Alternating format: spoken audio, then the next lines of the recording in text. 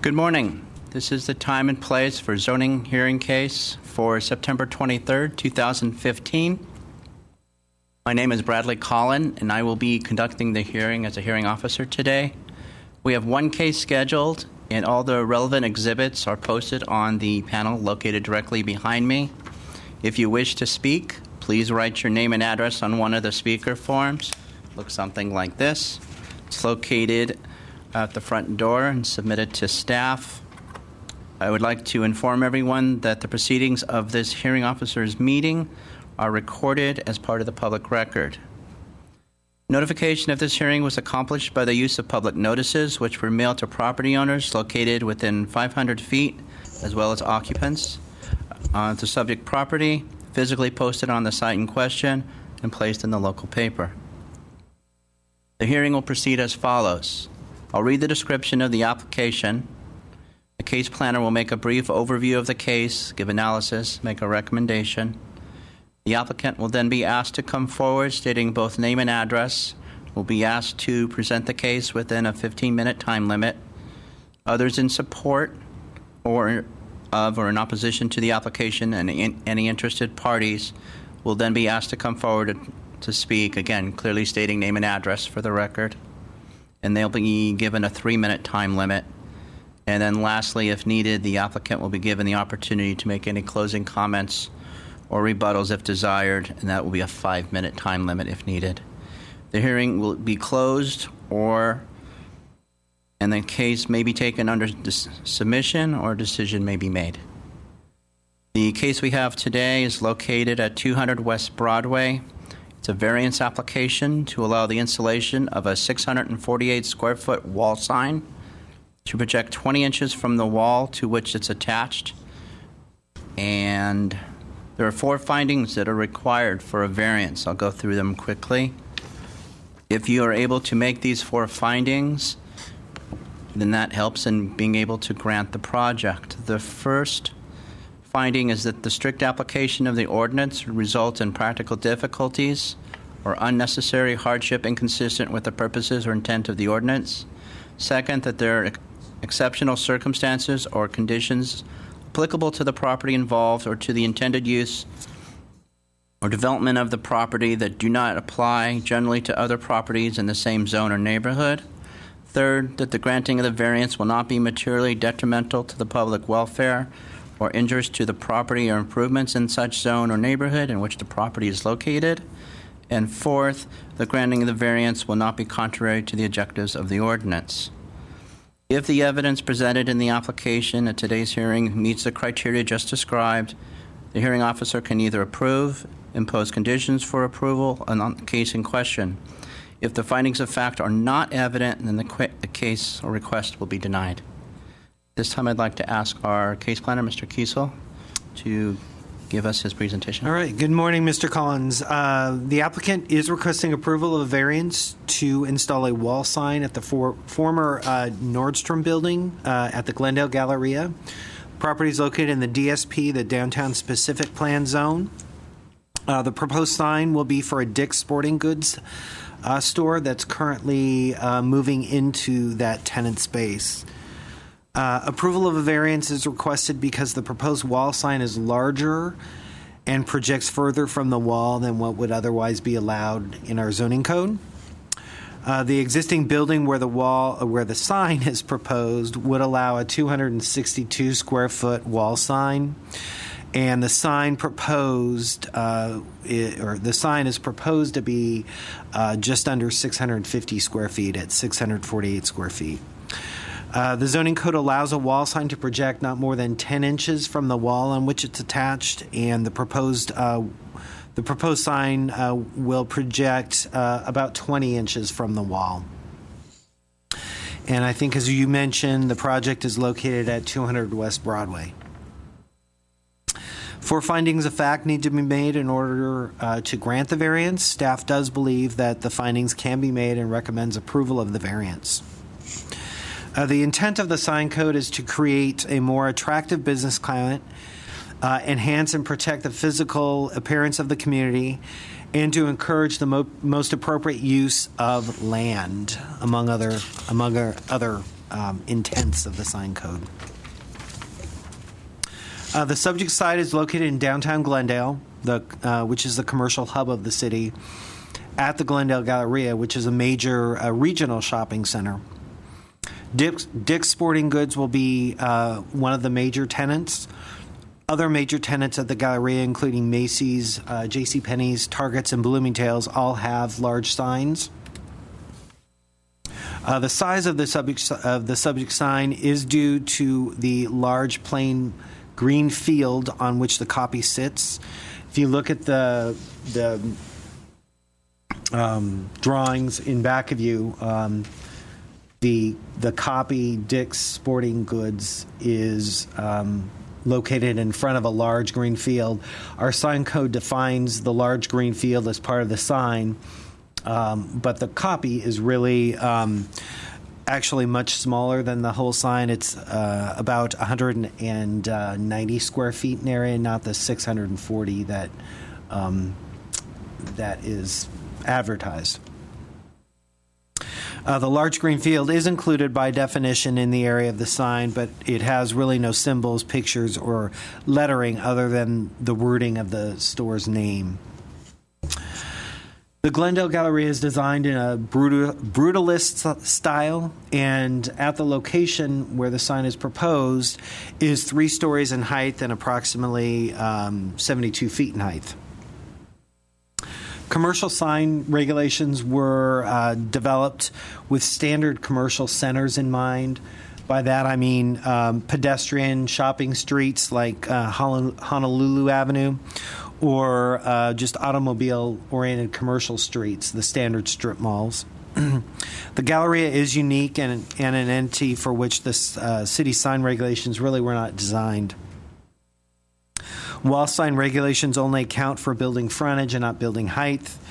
And then given the austere nature of the mall, the appropriate proportion of the sign as it relates to the wall area, and the fact that other major Galleria tenants have large signs, it really would be an unnecessary hardship to require a smaller sized Dick's Sporting Goods sign. And strictly applying the maximum wall sign projection standards in the present case, the second variance would also result in an unnecessary hardship given the appropriateness of the size of the proposed sign. The greater wall sign wall sign projection is justified to ensure the structural support for the sign and to make sure that there's just proper sign proportions. The sign regulations, as I mentioned before, were developed for more common pedestrian streets and commercial strip centers. The Glendale Galleria is a large, traditionally designed shopping mall, which is one of the conditions applicable to the property that does not apply to other commercial property in the city. In 2011, the City Council approved a comprehensive rejuvenation of the Glendale Galleria. One of the things that was included in this upgrade were variances for sign area. In that variance approval, one of the justifications used to grant the variances was the fact that the Galleria has long stretches of high wall with little or no fenestration, and the signs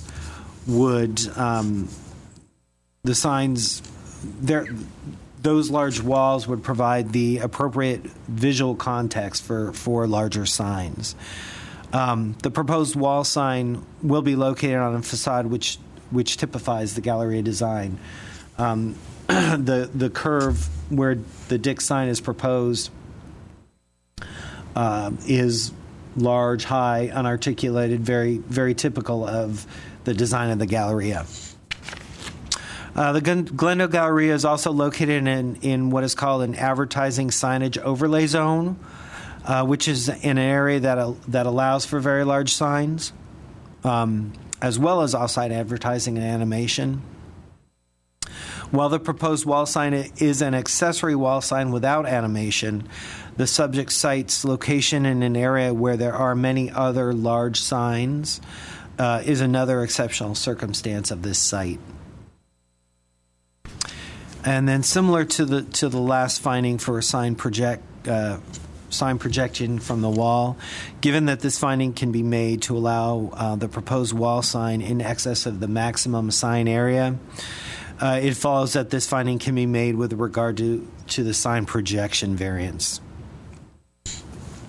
The granting of the variance wall sign, or the granting of the wall sign variances, will not be materially detrimental to the public welfare or the Glendale Galleria property. The wall on which the sign is proposed is large and generally unarticulated. The sign will assist in breaking the mass of this facade. City Council approved variances for sign size several years ago. The subject site is located in, as what I said before, the ASOZ advertising signage overlay zone, where large signs are common. The proposed sign will not unduly divert attention from motorists or pedestrians, given the environment. The city engineering department did look at the sign and the location, and was satisfied that the limited lighting, the copy is the only thing that's being lit, not the green background. And the color of the dark forest green will not interfere with any traffic signals. Allowing the requested variance from the wall sign standards will enhance the visibility of the Dick's Sporting Goods store and the viability of both this retailer and the Glendale Galleria Mall. Finally, the objectives of the city's sign ordinance include creating a more attractive business climate, enhancing and protecting the physical appearance of the community, and encouraging the most appropriate use of land. Sign regulations strive to safeguard life, safety, property, and public welfare. Wall sign standards in particular help ensure building walls do not contain an overabundance of signs. The Dick's Sporting Goods wall sign at Central Avenue will be the only wall sign on this section of the building. These characteristics will preserve and protect the commercial property values in the area and encourage the most appropriate use of land. The proposed sign will enhance the business climate in the area, and it will add a colorful component to a blank facade without being, as I mentioned before, unduly distracting. So to conclude, staff supports granting the variance with the draft findings and conditions in the staff report, and that concludes my presentation. Thank you, Mr. Kiesel. At this point, I'm going to open the public hearing. I have 2 speaker cards. I think go with Jim Makula first. Please state your name and address, please, for the record. Jim Makula, 978 South Camino Oro Drive, Goodyear, Arizona. Thank you, Roger, for your comments. I could just reflect on a couple. That we are going into the AOZ zone where large signs are accepted. When we were working with Dick's and they were preparing their lease exhibits, the green background is an architectural feature, and that's how Dick's Sporting Goods is known throughout the country. Mentioning to what Roger said, in the event the green background was not inclusive or made part of the square footage of the sign, then it would get it very closer to code, to what it allows. Right. It is a very colorful component, and it will help Dick's being noticed as well. There's a lot of large signs in the area, so we're not asking, I believe, for much more than what others have. So we would appreciate consideration of this. And Roger said a lot of the things that I was prepared to say as well. So that's fine. I did have a couple questions. For From what I'm seeing on the drawing, there's 2 wall signs that are proposed, the one in question and the one above the entryway. Correct. Those seem to be geared more, I would think, to vehicular traffic in terms of visibility and trying to get the attention, of course. Is there anything being proposed either in the future or thoughts in terms of the pedestrian, making them aware of where the location is? At this time, no. I mean, if that's something that someone else can answer, I think I can answer that. that's fine. Okay. And then, I guess along with that, are there any other signs proposed? I also noticed that there's an entrance from the parking structure, and sometimes it's hard to find, from what I've noticed, tenant spaces if they have direct access from a parking structure. Is there going to be signage in there as well to make it easier for potential customers to find the location and the entrance from there? If someone else can answer, that's fine. We'll get there. We'll get there. So, all right. Thank you very much. Thank you.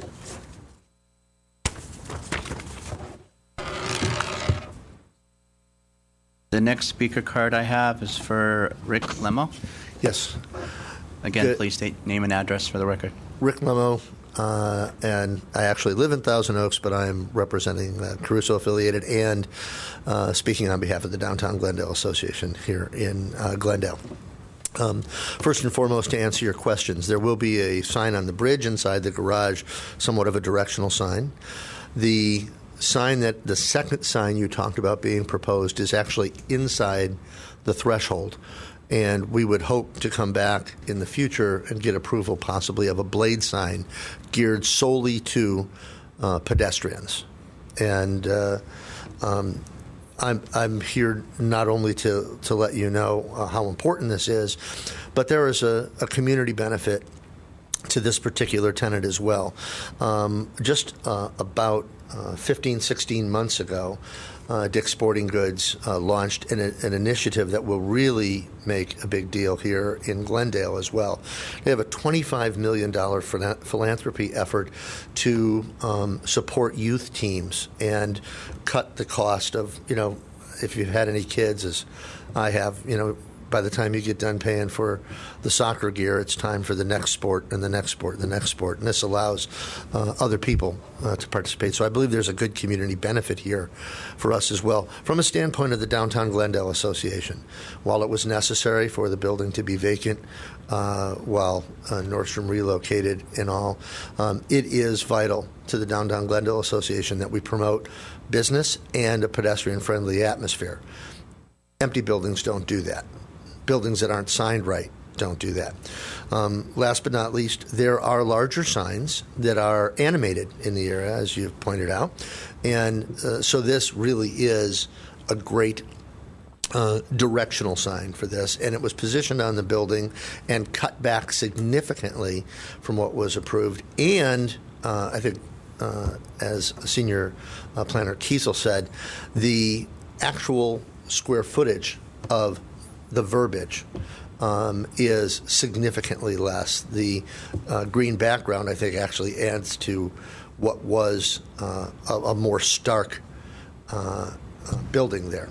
And so for that reason, we're asking for your approval. And from a business standpoint, strictly on a volunteer level for DGA, Downtown Glendale Association, I'm asking that you approve this today. And the reason is, even though it's somewhat comical, the preparation for the holiday season began on September 21st. And in order to get this up and running and ready and installed, the sooner that you have approval, the sooner we begin the tacking on the approval or the appeal process. So if there's a way that you can approve it today, it'd be greatly appreciated. And I'll be available for any questions I can answer. I actually have a couple other, or at least one more question. It looks like the sign is facing the intersection of Central and Broadway. Yes, sir. Is it still going to be visible from Brandt, or is it mainly focused at that intersection? That'll be focused at that intersection. Realistically, even in the old days when Nordstrom had a big sign in the upper left-hand corner of that building on Broadway, it was really debatable that it was visible from Brand. And I don't know what can happen, but I do know that our downtown Glendale ambassadors try and constantly make people aware of what's going on, our publications and all. So they will be, if someone inquires, as they do very often do many times a day, as to where can I find X, they will direct them, sometimes even walk them right to the storefront. And this is the minimum size that you would need in order to get the visibility that is necessary. Yeah, I just checked something out this morning, too. There really is a lot of signage immediately there between the mattress stores and other things. I just checked it again this morning. And so I think the aesthetic side of a green background will help cut through that sort of signage right now, as is the goal of the downtown specific plan.